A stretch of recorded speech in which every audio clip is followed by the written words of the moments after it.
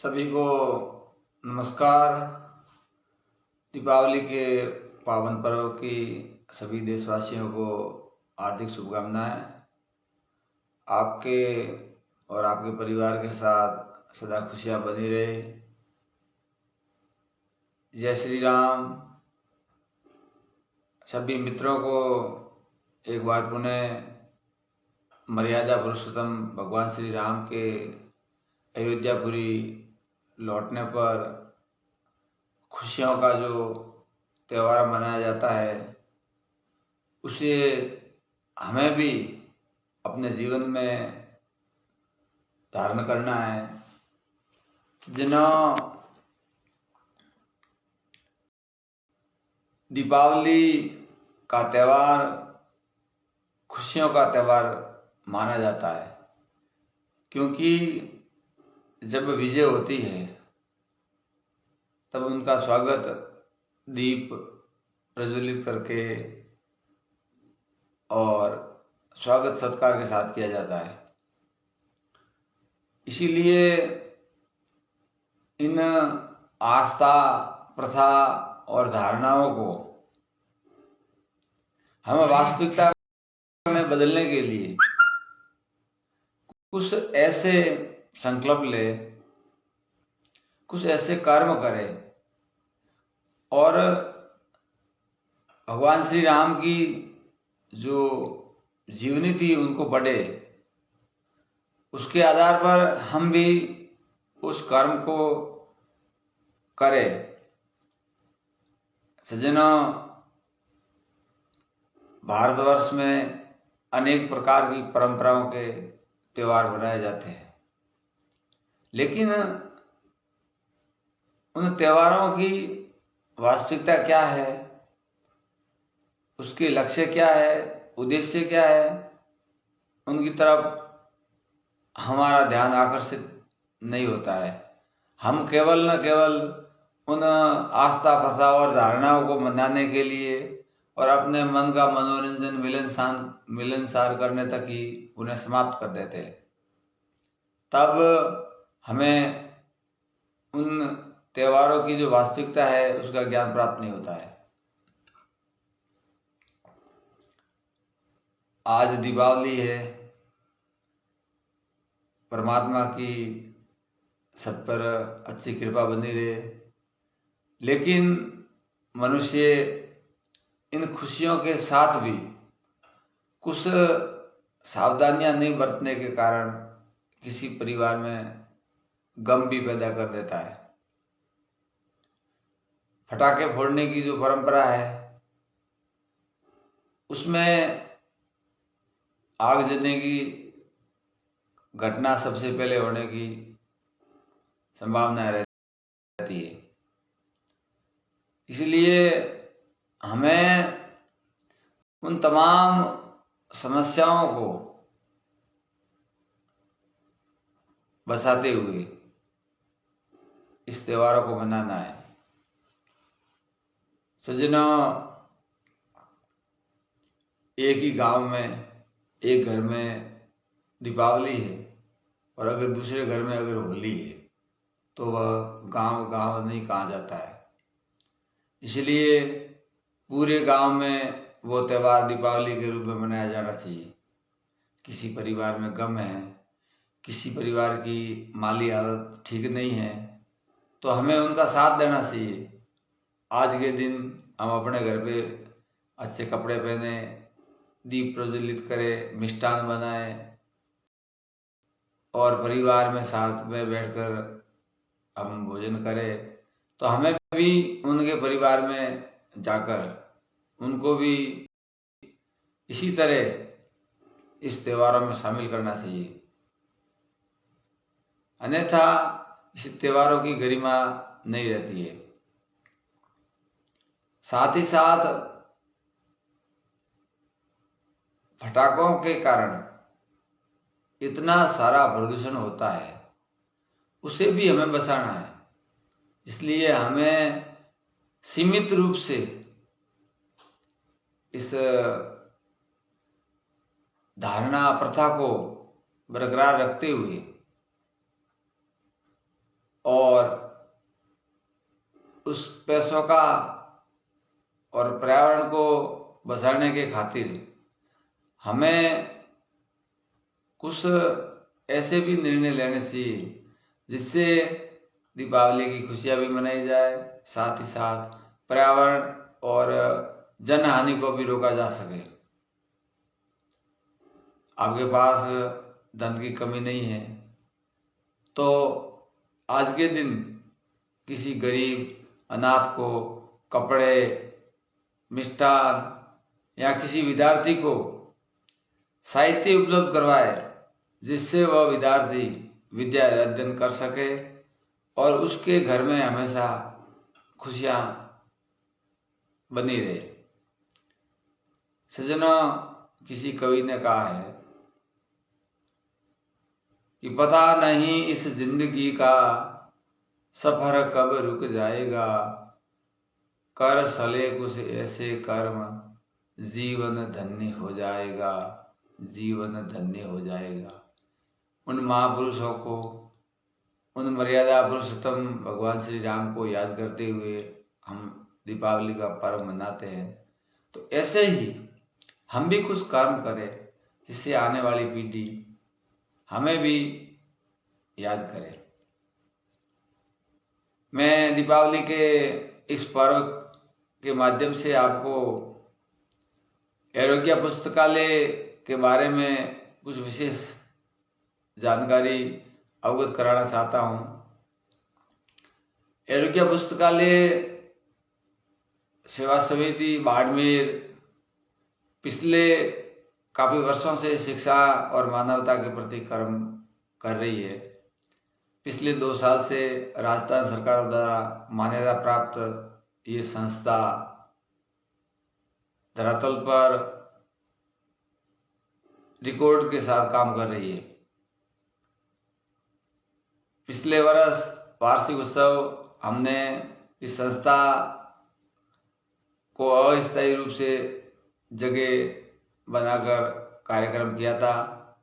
इस वर्ष इस संस्था का जो मुख्य कार्यालय है, जहाँ पर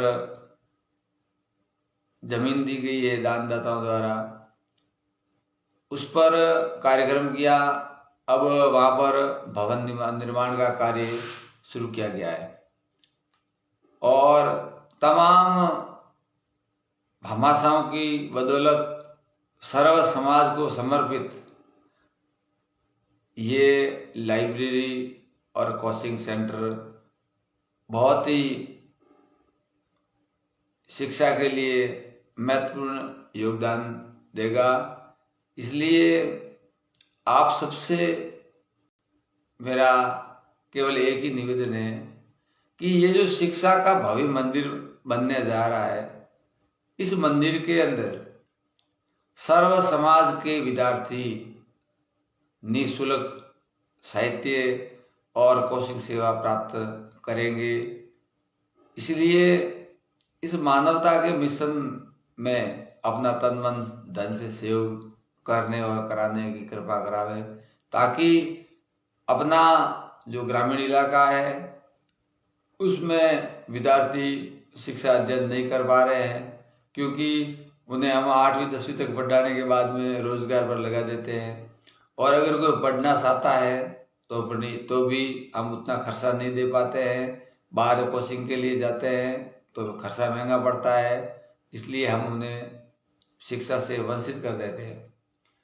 इसलिए जब ये लगभग हमारा ऐसा सपना है कि अगले वर्ष से इसके अंदर हम साहित्य और कोचिंग सेवाएं शुरू करने का प्रयास कर रहे हैं, तो हमारे नज़दीकी क्षेत्र से बालक और बालिकाएं, छात्र और छात्राएं ये सेवा ले सके, क्योंकि शिक्षा ही जीवन है और वास्तविकता ही जीवन का आधार स्तंभ है। सज्जनों, ये आरोग्य पुस्तकालय अपने आप में परिपूर्ण है, क्योंकि इसका केवल एक ही उद्देश्य है कि ये मानव समाज से जुड़ी हुई संस्था है, कोई व्यक्ति विशेष, जाति विशेष और धर्म विशेष से नहीं है। इसलिए सबसे बड़ा हम सबको वो फायदा मिलना है कि इनमें मानव समाज के सभी विद्यार्थी इस विद्या अध्ययन करने का लाभ ले सकते हैं। ये बाड़मेर जिले की सबसे नंबर 1 लाइब्रेरी बनेगी, क्योंकि सर्व समाज से समर्पित, और वो भी संस्था के माध्यम से, ऐसी कोई लाइब्रेरी नहीं है।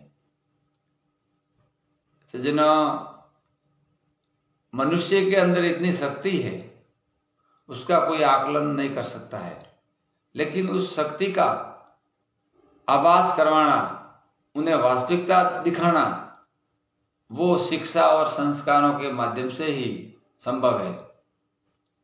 मनुष्य भीख क्यों मांगता है? क्योंकि उन्हें अपनी वास्तविकता का ज्ञान नहीं है, और वो पेट के खातिर और कोई सहारा नहीं होने पर वो भीख मांगना शुरू कर देता है। मनुष्य अन्याय, अनीति, अनर्गल कार्य क्यों करता है? क्योंकि उसके अंदर शिक्षा और संस्कारों की कमी है, उस कारण से। इसलिए अगर हम एरो यानी तीर, ज्ञा यानी ज्ञान, ऐसा ज्ञान का तीर देश की युवा पीढ़ी के, युवा बच्चों के दिल में अगर उस शब्द के तीर से अगर निशाना कर दे, तो उसमें वो शक्ति प्रकट हो जाए कि मैं अपने आप में परिपूर्ण हूँ, मुझे स्वतंत्रता से विद्या अध्ययन करने का, कर्म करने का अधिकार है, और मैं किसी के आगे अपने पेट के खातिर क्यों हाथ फैलाऊं। तब जाके ही हम सुखी और संपन्न जीवन जी सके। सज्जनों, कहनी और रहनी, कथनी और करनी में बहुत अंतर है। देश संविधान के माध्यम से बार बार प्रार्थनाएं और प्रतिज्ञा करवाता रहता है कि भारत मेरा देश है और समस्त भारतीय मेरे भाई बहन हैं। लेकिन मनुष्य इस वर्ण व्यवस्था को सार्वजनिक स्तर पर इतना भागों में बांट रहा है कि मनुष्य, एक ही मनुष्य लाखों भागों में बांट दिया गया है। वर्ण व्यवस्था एक मनुष्य के जीवन यापन करने की एक व्यवस्था मानी गई है, लेकिन उनको मानव समाज से नहीं जोड़ना चाहिए, क्योंकि जो सार्वजनिक कार्य है वह मानव समाज ही उसका समाधान कर सकती है। जैसे कुछ भी कार्यक्रम हो, प्राकृतिक आपदा, आग, बाढ़, भूकंप, तूफान, उसमें अगर कोई आपदा आती है तब जाति विशेष, धर्म विशेष के माध्यम से उसका सामना नहीं किया जाता है, उसका सामना सर्व समाज एक होकर करती है। इसी तरह वर्ण व्यवस्था को आप जहाँ हैं वहाँ रहने दीजिए, लेकिन जो ऐसे कार्य है, शिक्षा के संबंधित है, देश से संबंधित है और प्राकृतिक आपदाओं से संबंधित है, उनमें बंटवारा न करते हुए अपने आप को मजबूत बनाए और साथ ही साथ अपने राष्ट्र को भी मजबूत बनाए। सज्जनों, जीवन में मनुष्य को पता नहीं किन किन का सहारा लेना पड़ता है। हम कहाँ तक अपने आप में सक्षम रह सकते हैं? प्रत्येक वस्तु हमें बाजार से खरीदनी पड़ती है, तो जहाँ जरूरत है वहाँ हमें वो अवश्य लेनी पड़ती है। इसलिए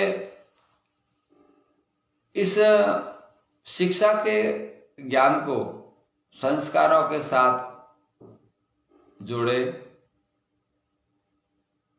प्रतिदिन आत्महत्याएं, अनीति, अत्याचार, बलात्कार जैसे कर्म होते रहते हैं। कौन करता है? अपने ही देश का हो, अपने ही गांव का हो, अपना ही कोई हो, वो कर रहा है। क्यों कर रहा है? कि उसके अंदर शिक्षा और संस्कारों की कमी है, इसलिए वो अपना और पराया दो मानता है।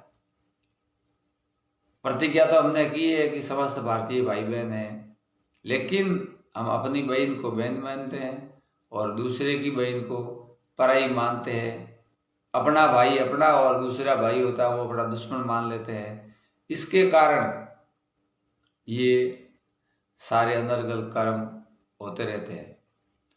तो गुरुदेव की असीम कृपा आप सबके प्रेम से सज्जनों, जो भी मेरे दिल में भाव प्रकट हुए वो मैंने अपने आपके प्रति ऑनलाइन के माध्यम से आप सब तक निवेदन किया है।